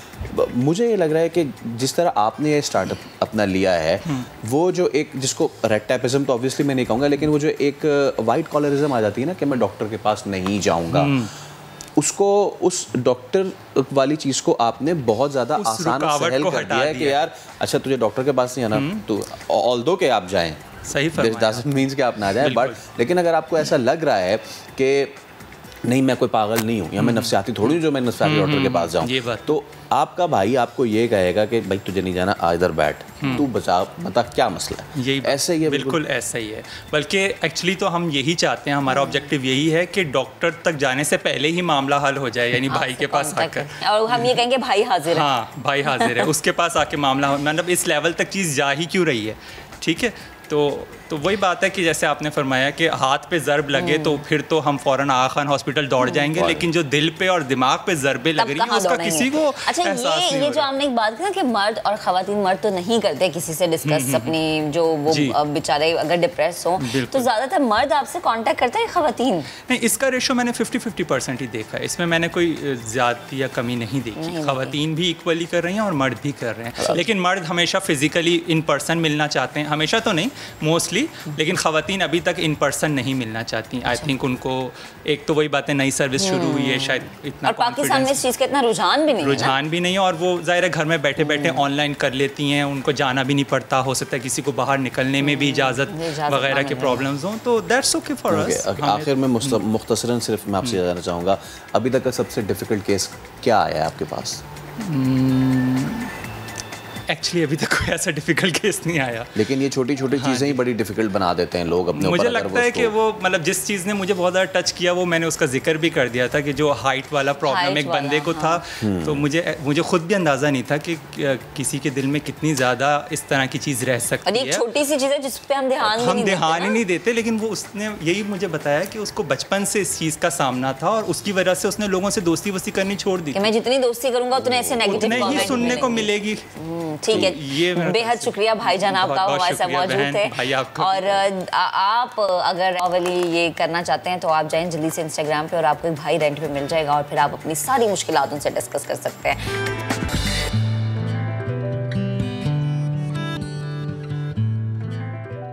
पाकिस्तान में वैसे टैलेंटेड ख़वातीन की बिल्कुल भी कमी नहीं है और इनके लिए किसी भी शोबे में अपना लोहा मनवाना भी बहुत आसान नहीं समझा जाता। बिल्कुल। ठीक है, जो सोसाइटल प्रेशर है, मुश्किलात, लेकिन इसके बावजूद क्योंकि टैलेंटेड है इसलिए कोई इनको रोक नहीं सकता। हम ये समझते हैं कि बहुत सारे ऐसे शोबाजात हैं कि जहाँ सिर्फ मर्द ही काम कर सकते हैं, लेकिन अब ये तासुर बदल रहा है। और ये तासुर बदल कौन रहा है? लियारी की रोज़ीना पेंटर और रोज़ी उस्ताद, जिनको हमने शो में मदऊ किया था, वो खारादर में ऑयल चेंज करने वाली जमीला बीबी हों, उनके साथ भी जाके हमने गुफ्तगू की थी, या फिर वो हों फरजाना मेमन और नाजिया मुराद, जो कराची में घर घर जाकर बिजली के मीटर की रीडिंग नोट करती हैं। सब मिलकर ये बता रही हैं कि पाकिस्तानी ख़वातीन हर शोबे में अपना लोहा मनवाना गो के आसान नहीं, लेकिन इसके बावजूद जानती हैं और काम कर रही हैं। और मर्दों के शाना बेशाना काम करना, जैसे कि फैसल भी कह रहे हैं, हमारी सोसाइटी में बहुत मुश्किल है, क्योंकि अभी तक हमारा मुआशरा चीज़ों को एक्सेप्ट नहीं करता कि ख़वातीन बाहर निकलें, आज़ादी के साथ काम करें। लेकिन जब हमारी ये आयरन लेडीज़ बाहर निकलती हैं, काम करती हैं, तो दुनिया को बताती हैं कि हमारा मुल्क महफूज है पाकिस्तानी ख़वातीन के लिए। आज हमारे साथ फरजाना और नाजिया मौजूद हैं स्टूडियोज़ में, बात करते हैं उनसे, जानते हैं कि ये कितना मुश्किल काम है। क्योंकि जब हम कामों का जिक्र करते हैं ना, जैसे कि फैसल ने ख़वातीन का जिक्र किया, ये वो तमाम ख़वातीन हैं और वो काम करने वाली ख़वातीन हैं जिन कामों को हम कहते हैं कि सिर्फ मर्द ही कर सकते हैं। फरजाना हमारे साथ मौजूद है। अस्सलाम वालेकुम फरजाना, गुड मॉर्निंग। और नाजिया हमारे साथ मौजूद है। अस्सलाम वालेकुम नाजिया, गुड मॉर्निंग। फरजाना, आपसे गुफ्तगू का आगाज़ करते हैं। ये जो हम कहते हैं ना कि काम सिर्फ मीटर रीडिंग का काम हो गया या जी पेंटिंग का काम हो गया, ये वाला काम हो गया, सिर्फ मर्द कर सकते हैं, लेकिन नहीं, अब ये थिंकिंग चेंज हो रही है, ख़वातीन भी कर सकती है। आपका जो काम है, जब आपने काम शुरू किया तो मैं चाहूँगी सबसे पहले जो सोसाइटी का रिएक्शन था वो हम सामने रखें। देखिए, जब स्टार्टिंग में हम आए तो जो है ना काफ़ी कंफ्यूज थे कि जो ना लोग परेशान थे कि जो लेडीज़ इस फील्ड में आ रहे हैं और मुख्तलिफ़ मसाइल के दरपेश होने हुए हमें, और यहाँ आके जो ना हमें काफ़ी दुश्वारी हुई। और स्टार्टिंग में जब मैंने यहाँ का माहौल देखा, लोगों के रवैया देखा, तो मुझे काफ़ी डिसअपॉइंटमेंट हुआ। नहीं, वो मुश्किल क्या थी कि वो क्या कमेंट्स थे लोगों के चुभते हुए, ये क्या था वो? नहीं, यहाँ के लोग बहुत काफ़ी कोऑपरेटिव हैं और मैंने बहुत अच्छा पाया। और ख़ास तौर पर हमारे लियारी में जो ना लोग बहुत अच्छे हैं, हमसे ताउन किया और हमारे जो ना लिए इस्तकबाल किया, हमारे लिए अप्रिशिएट किया हमें, तब जाके हम इस मकाम पे। ये तो हमने लोगों की बात करी, घर वालों का क्या रिएक्शन था? सबसे पहले तो ये बताएं नाजिया। बहुत अच्छा रिएक्शन था। मतलब उन्होंने पहले यही कहा कि पहले सोच लो, ठीक है, पहले सोच लो, फील्ड वर्क है, ठीक है, कहीं ऑफिस में जाके बैठना नहीं है, स्कूल नहीं है, आप स्कूल में जाके एक बंद कमरे में बैठ के टीचिंग करोगी, ये फील्ड वर्क है, पहले सोच लो, ठीक है, अच्छे तरीके से। फिर मतलब सपोर्ट हासिल था, फिर सोचा, उसके बाद सोचा नहीं करना है, तो इस तरह से मैंने अप्लाई किया। अच्छा, अब ये बताएं कि आप कौन सा एरिया है आपकी कवरेज का? सिर्फ लियारी है या फिर दीगर भी एरियाज़ में आप मीटर रीड करते हैं? लियारी आईवीसी 2, लियारी है जी, और गार्डन है जी, गार्डन एरिया है। नहीं, हम साथ में ही काम करते हैं, गार्डन एरिया है, ठीक है। तो लियारी के बहुत सारे एरियाज़ आ जाते हैं, बहुत सारे डिफरेंट, तो इस तरह से। अच्छा, वैसे जो फील्ड वर्क होता है ना, कहते हैं ख़वातीन के लिए बड़ा मुश्किल है, धूप, गर्मी, फिर घर में पीछे बच्चे भी हैं, फिर बींगा खातून आपके लिए बड़ी मुश्किल होती है। तो ये सोच कहीं दूर रख के आप लोग घरों से बाहर निकले थे फरजाना? देखो, चैलेंजेस बहुत सारे हैं। जब साइड पे हम जाते हैं तो हमें धूप, गर्मी, इन सब का जो हमें फेस करना होता है। हम किस तरह से मैनेज करें, ये हम पे डिपेंड करती है। जैसे मैंने कहा ना, चैलेंजेस है, कोविड-19 का माहौल, अभी जैसे बारिशें शुरू हो गई कराची में, तो इस सूरत हाल में आप मैनेज कैसे करती हैं? करना पड़ता है, काम तो रुकना नहीं चाहिए ना, काम तो नहीं रुकता, काम तो नहीं, और स्पेशली रीडिंग का काम, ठीक है, रीडिंग का काम तो रुकना चाहिए भी नहीं, ठीक है। हम SOPs को फॉलो करते हुए, ठीक है, सेफ्टी फर्स्ट है, ठीक है, टाइम जितना भी लग जाए, लेकिन रीडिंग लेकर आनी है, काम ने नहीं रुकना। टाइम की बात की ना, तो ये कितने घंटों पे मुहित होता है? हमारी टाइमिंग रीडिंग का कोई अंदाज़ा नहीं लगा सकते हम। काम जो है तकरीबन 4-5 घंटे भी लग सकते हैं। फील्ड वर्क है ना, फील्ड वर्क है, ठीक है, डोर टू डोर जाना पड़ता है, तो इस लिहाज से हम ये नहीं कह सकते कब कम काम मिल गया तो जल्दी काम हो गया, ठीक है, ज़्यादा मिल गया तो ज़्यादा टाइम लग जाना है। यानी काम पे डिपेंड करता है कि काम कितना ज़्यादा, असाइनमेंट कितना मिलता है, उसी चीज़ में 4-5 एक चीज़ तो ये पहले मीटर्स जो थे वो घरों के अंदर इंस्टॉल्ड होते थे, अब मीटर्स बहुत सारे घरों के बाहर इंस्टॉल हो गए, तो उससे काफ़ी चेंजिंग हुई। एक तो ये चीज़ हो गई है। ये मैं आपसे ज़रूर जानना चाहूँगा कि कैसा लगता है आपको कि आप उन चंद ख़वातीन में हैं जो पाकिस्तान की पहली मीटर रीडर्स हैं, जब आप ऑब्वियसली ये सारी मुश्किलात, परेशानियाँ, चैलेंजेस एक तरफ, जब आप ये देखती हैं कि और आगे आने वाले दिनों में जब हम बताएंगे कि जी फरजाना और नाजिया वो पाकिस्तान की चंद उन ख़वातीन में शामिल हैं कि जिन्होंने इस काम को चूज़ किया, तो ये चीज़ आपको कैसे फ़ील होती है? पहले तो आप बताएं। प्राउड फील होता है, स्पेशली न्यू फीमेल्स के लिए, न्यू फीमेल्स के लिए, ताकि इंस्पिरेशन बने हम, ठीक है, ताकि वो भी आगे आएँ, वो भी आगे आएँ हमें देखकर। और बहुत सारे हमें पूछते भी हैं जब हम फील्ड में होते हैं, कैसे हो जाता है, कोई परेशानी, सवाल होते हैं ना, क्योंकि मुआशरे की सोच बदलती हुई नजर आती है जब ख़वातीन को देखते हैं काम करते हुए। बिल्कुल सही बात है, लेकिन जब हमें देखते हैं काम करते हुए तो फिर बहुत अच्छा मतलब फील होता है, वो भी आना चाह रही है, आगे आना चाह रही है। और आपको कैसा? मेरे लिए एक एजाज़ की बात है जो है ना, फर्स्ट वुमेन मीटर रीडर के ऐसे से मैं अपने फ़राइज़ सर अंजाम दे रही हूँ। और आज हम 3 थे, 3 से 5 फिर जो है ना 16। अरे माशाल्लाह, क्या बात है, ये तादाद बढ़ती जा रही है। ये सबसे बड़ी खुशी की बात ये है मेरे लिए। अच्छा, जैसे हम आते हैं काम करने के लिए, तो अम्माएँ होती हैं या घर में बहनें हो या फिर भाभियाँ हो ना, तो ये सुनने को मिलता है कि अच्छा ठीक है, काम करना, ज़रा घर के कामों की तरफ भी तवज्जो दो, ये भी ज़्यादा ज़रूरी है। मैनेज तो करना ये कैसे, ये मैं पूछने वाली थी कि ये मैनेज कैसे होता है? मैं अर्ली मॉर्निंग उठती हूँ। कितने बजे? मैं ऑलमोस्ट 5:30 उठ जाती हूँ। अच्छा, फिर उठ के घर का काम किया, नमाज़ पढ़ ली, ठीक है, नमाज़ पढ़ने के बाद थोड़ा बहुत काम जितना हो सकता है उतना करके फिर अपने काम के लिए निकलती हूँ। और फिर वापस आई तो घर पे फिर नहीं थक जाती। अच्छा, जॉब के साथ साथ घर को भी मेंटेनेंस करनी पड़ती है और जो है ना मैं जो है ना इस जैसे वो पहले मैं सुबह को काम करती थी, अब जो है ना मैं शाम को जो ना वक्त देती हूँ। जो काम जो सेटिंग है वो मैं शाम को ही कर लेती हूँ, जैसे खाना पकाना वगैरह। वो छुट्टी होती है ना उसमें, एक छुट्टी मिलती है संडे वाले दिन जो ना मार्केटिंग करनी होती है। ये जो बात इन्होंने की है ना, ये ना सिर्फ उन ख़ातीन के लिए मोटिवेशन है, बल्कि समझने की ज़रूरत है उन घर वालों को भी और उन मर्द हजरात को भी कि अगर आप की ख़ातीन आपके लिए बाइस फ़ख्र बन रही हैं तो कोई मज़ायका नहीं है इस चीज़ में कि अगर आप थोड़ी सी अपने आप की भी टाइम एडजस्टमेंट हाँ, और आप थोड़ा अगर खवातीन का साथ सपोर्ट है, हमारे सपोर्ट है तब जाके हम इसीलिए ये एग्जैक्टली। लेकिन जिन खवातीन को सपोर्ट नहीं होती ये उनके लिए बड़ा अहम पैगाम है। इम्पॉसिबल है जो है ना, घर वालों की सपोर्ट है तब जाके हम तभी जाके कर रहे हैं ना, वरना जो है ना मुश्किल है। अच्छा, जैसे हम पाकिस्तान की सोसाइटी की बात करते हैं, हम बार बार बात करते हैं कि अच्छा हमारे मुआशरे में खातून का बाहर निकल के काम करना बड़ा मुश्किल है, स्पेशली फील्ड में जाके काम करना मुश्किल होता है, हज़ारों बातें, नजरें और ये ताने वगैरह जो मिलते हैं।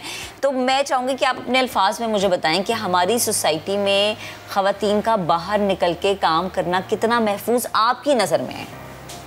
हमारी सोसाइटी में हमारा मुआशरा बहुत अच्छा है, जिस तरह से उनको दिखाया जाता है ना वैसा नहीं है। मैंने महसूस किया फील्ड वर्क में आते हुए बहुत सपोर्ट मिला। ठीक है, हम साइड डोर टू डोर जाते हैं, बहुत सपोर्ट करते हैं। कोई प्रॉब्लम आ जाए वहाँ पे आते हैं, कोई प्रॉब्लम है बताइए, मतलब पेश आते हैं। ताकि एज ए फीमेल उनको भी पता है कि रिस्पेक्ट देते हैं, बहुत ज़्यादा रिस्पेक्ट देते हैं। और मुझे कोई प्रॉब्लम नहीं है, बल्कि मैं ये कहूँगी कि हमारे माशरे के जो जितने भी मेल हैं वो बहुत सपोर्टिव हैं, बहुत सपोर्टिव है।